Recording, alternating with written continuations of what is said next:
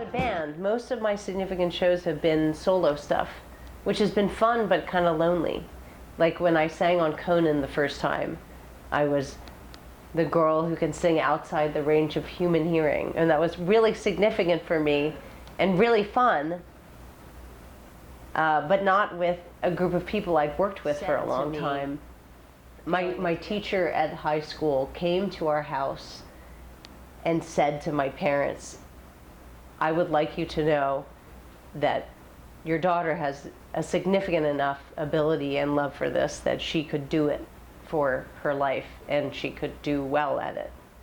And I think though the moment I saw Julie Andrews standing on that hill in Sound of Music and all my students tell the same story, that's when I was like, that's me. That's what I'm going to do with my life for a little while. If I don't sing for a few days, I don't feel right. I feel a little bit like, something's wrong. I don't know what it is. Well, I sang opera for so long that I've got to say I'm just starting to have the band experiences I want to be having. But it's taken a while to find the right songs, the right band, the right feeling within myself of in what spirit am I doing this? Why am I here? I just am on a journey with music, and I feel it. I feel something coming through me that I'm a part of. It's not just coming through me, it's coming through lots of people. And when I make music, I get into that channel with the people that I'm making music with, or by myself if I'm practicing. But for me, time stops.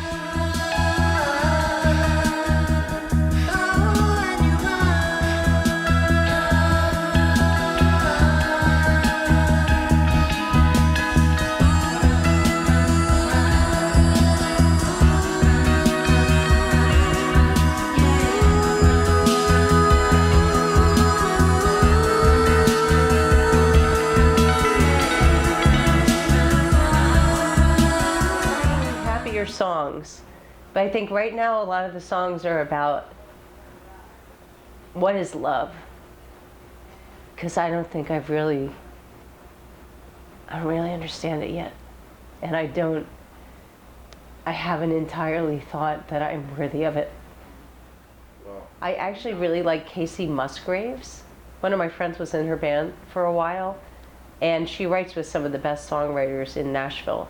And I really like the songs that she's writing, especially Love is a Wild Thing.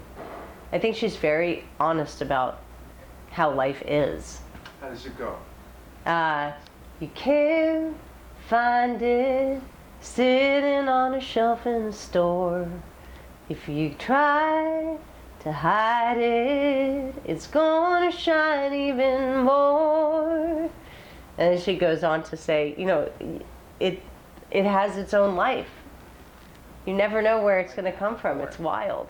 And I wanted the Eva creature that I was going to become in doing the singing to be somewhat otherworldly, to be a mystic, to be someone who was part of some kind of sacred channel, but who was wild and who lived in the woods and who could be loving you and screaming at you if you messed with her in the wrong way that you shouldn't. Very quickly, just totally, fully self-expressed.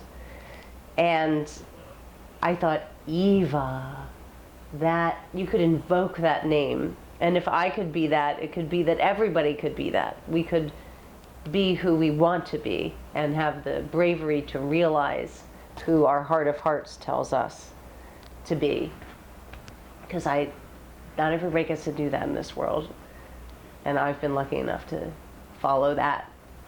And it's been a real privilege. My first concert was, I think I was 10 or 11, and it was Veterans Stadium, and it was Paul McCartney. And I was with my best friend growing up as a child. We were obsessed with the movie Hard Day's Night.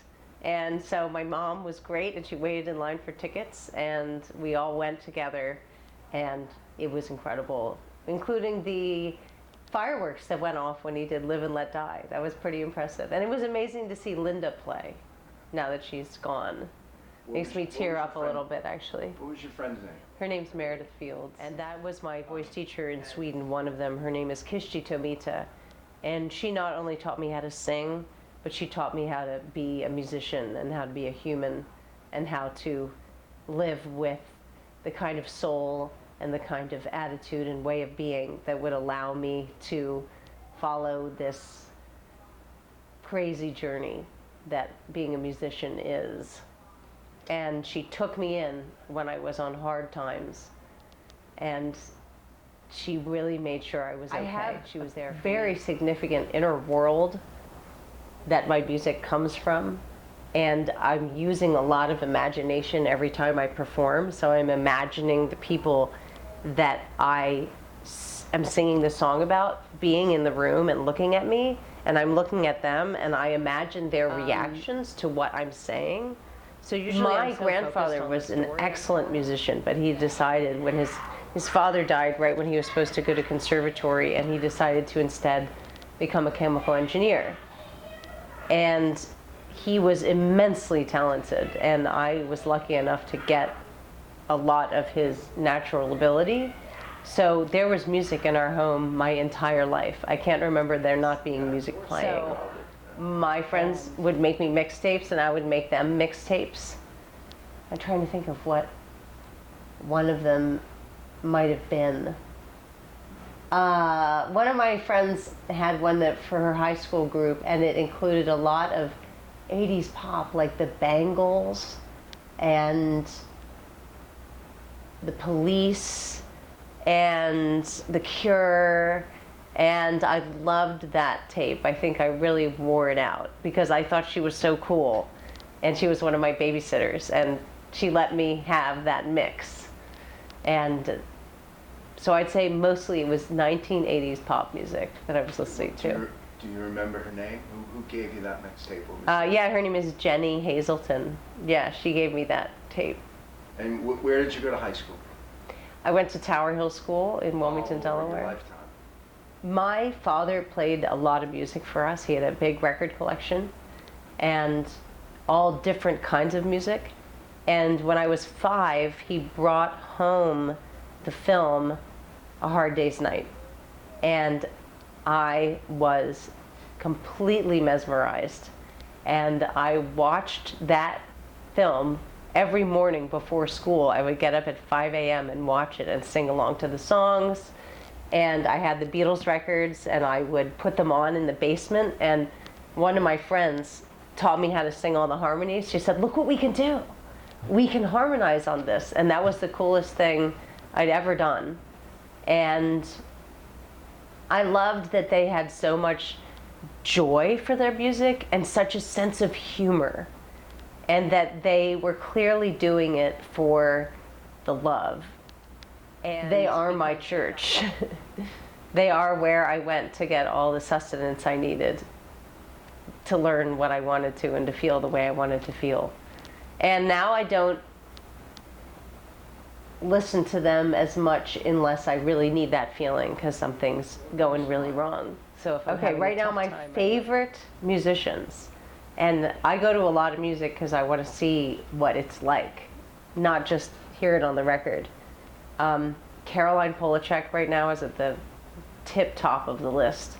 I just saw her at Radio City Music Hall. Just what she can do vocally is out of this world. And I heard her on World Cafe Live sharing some of her vocal exercises, which was great. From now I do them. I really like Wise Blood. I really like a band right now called Arlie, who I saw at the Bowery Ballroom and had no idea how good they were going to be, but they had no click tracks that they were playing with. The whole show seemed completely spontaneous. Sometimes halfway through a song they would stop, start telling a story or a joke. We'd forget where they were because we were so into the joke, and then they would start the song again. Then we'd all scream because they were so slick on when they came in with the song, and we had forgotten almost completely about the song. And that is the best live show I've seen this year. And I've seen a lot of live shows. Oh boy. Yeah. Well, is there one? I mean, isn't there like only one or two music venues? It's we're really having Philly. a bit of a tough time right now because there was a great venue that came into town. World Cafe Live set up a place called World Cafe Live at the Queen. And I love playing World Cafe Live in Philly. So when World Cafe Live at the Queen came, I played there a ton. But it was bought by Live Nation, and they changed their programming, and it was not as much original music and locals. It was more people who would sell a ton of tickets and a ton of drinks. So that wasn't the greatest. Pink Talking Fish is playing there. They're the ultimate cover band that sells drinks. And Exactly, yeah, they yeah. get cover bands. And so Is there a community unfortunately in- there is a large community of musicians in Delaware, but I was just recently having my Fender amp fixed by a great guy in Wilmington, and I said, where should I play these days? Because this great place called Jackson Inn had closed, which was this awesome dive bar on the roadside that people loved playing. And he said, not so many places these days. I want to know where to gig too. It's not that easy. Tell me about Philly. Where do you like? The Philly music scene changes a lot. Yeah, What are your favorite clubs there? I love World Cafe Live. We just played City Winery as well. That was a really good feeling. I love a coffee shop in Germantown that's really great. I had a fabulous gig there. Small room, but totally a listening room. I hope they survived the Music pandemic. in-house. I'm not sure. My dad would do Thinking Saturday morning music festivals, and he would play Wagner, Ride of the Valkyries. He would play big band jazz, like Glenn Miller, Duke Ellington. He would play the Stones. He'd play the Beatles. He'd play the Kinks. He'd play Cyndi Lauper. He'd play Trio, which was this amazing album that Emmylou Harris and Dolly Parton and Linda Ronstadt did together with the most amazing harmonies. He'd play Huey Lewis and the News. He'd play, opera. He'd play everything. And that was what I was used to. I was used to him switching between all different kinds of tracks. He'd play Wolves, the Howling. He would play African traditional music. He had lots of different records. So paint me a mental picture of the room. You said he had a record collection. Yeah. So was it the living room? Were the records in milk crates? Were they in a Oh, special no. case? Did he have the big 70s speakers? No, it's a room we call the Den, and it's in our house in Wilmington, Delaware, and it has all wood walls. So the records were on these built-in wooden shelves, and then he had his Fisher stereo from his college days, and the speakers were on the floor, and I could put my ear up right next to them if I wanted to feel the vibration. And the record player was up on a shelf, and the TV was in between the speakers, and then we could sit on the couch and listen to the music coming out of the speakers. There was an upright piano in the corner. There was a fish tank. So sometimes I'd jam on the piano, or my father would teach me how to conduct, how to keep time. Sometimes his saxophone would come out. And that is still the room in the house we spend the most time in. That made you smile. I'm glad you shared that. Thank you.